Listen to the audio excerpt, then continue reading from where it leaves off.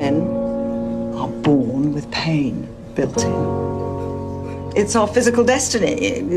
Period pains, sore boobs, childbirth, you know. We carry it within ourselves throughout our lives. Men don't. They have to seek it out. They invent all these gods and demons and things so they can feel guilty about things, which is something we do very well on our own. And then they create wars so they can feel things and touch each other. And when there aren't any wars, they can play rugby. And we have it all going on in here, inside. Women. It's really amazing that I have never really thought about this before. And don't get me wrong, I have thought about it, but just not in this particular context, if you get my meaning. To hear her say we were born with pain within us was such a powerful thing to hear her say. Just to say that from boob pain to pregnancy to period pain, we are born with these experiences. And then to hear her say that for men to experience those same levels of emotion, they have to go seek it out, do something dangerous, do something that extends themselves to have an experience that we experience every day, every month. And I feel like it literally speaks to why women are more capable of bouncing back and giving more options for love after their heart has been broken. That even without trauma and things that we've been through in our life, the consistent ability to handle a body while you're literally hanging on to pain in your limbs is something we're conditioned to do. When we have our menstrual cramps, a lot of us have debilitating menstrual cramps and still go to work and still take care of kids and still do all of these things.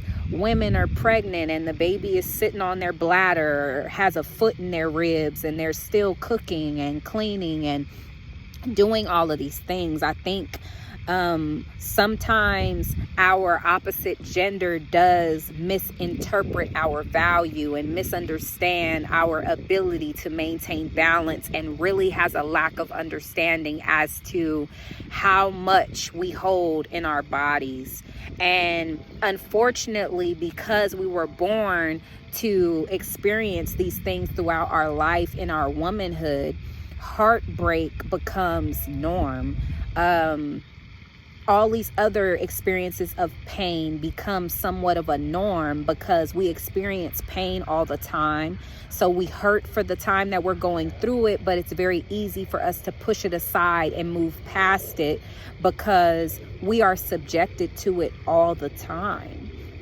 And it makes me wonder, for us as women, have we gotten so psychologically conditioned to being in pain throughout our experience that sometimes we may take that conditioning and apply it to unhealthy relationships, apply it to chasing things that are not for us, and not getting upset and not having boundaries for the things that hurt, because we're used to being in pain. It kind of starts us down a different path of conversation that makes you wonder. So add in to what we were born to go through and add the trauma of fatherless homes or insecure parents or all these other things that add to it. Unfortunately, women are such emotional creatures that as they continuously get subjected to negative experiences,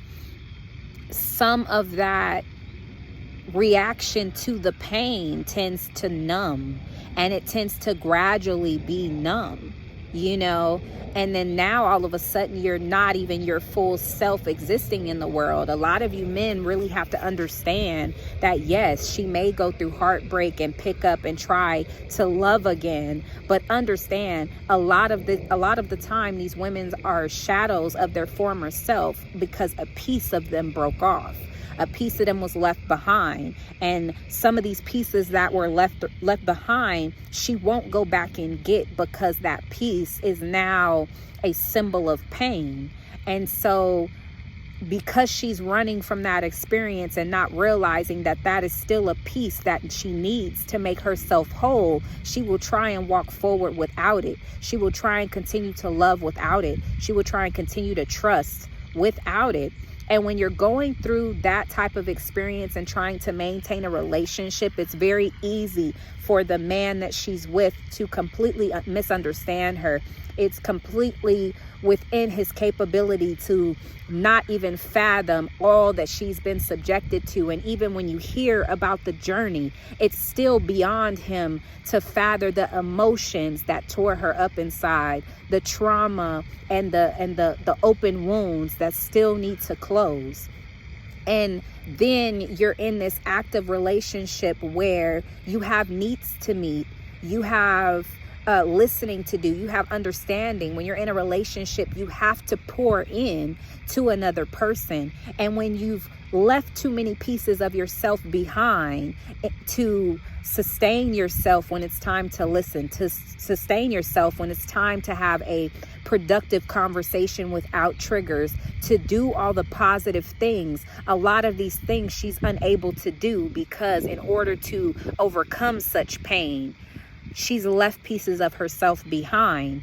And because your average man tends to seek out such a thing to understand himself, there's a lack of understanding for how to process the emotion, because for her, it's nothing she pursued. So she would feel substantially different about the experience as opposed to a male counterpart that deliberately went to go seek out an experience just to experience himself.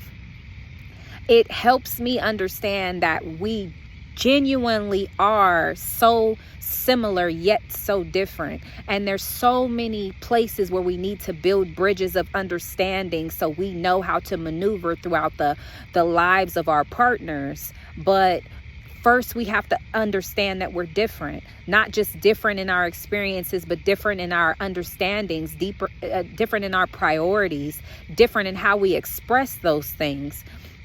Only when we get there can we truly arrive at the real experience of communication, because we talk about it every day, but we also fail at it every day, because communication is not just a word. Communication is not just listening, and communication is not just speaking. Communication goes beyond all of the active things that we study on a regular basis. Communication consists of literally being able to step outside of your vessel and walk around to the other side and step in their shoes and say, I see what you see. And even though we don't agree, I can understand why your eyesight is consuming what it is, because it does look like that from this perspective.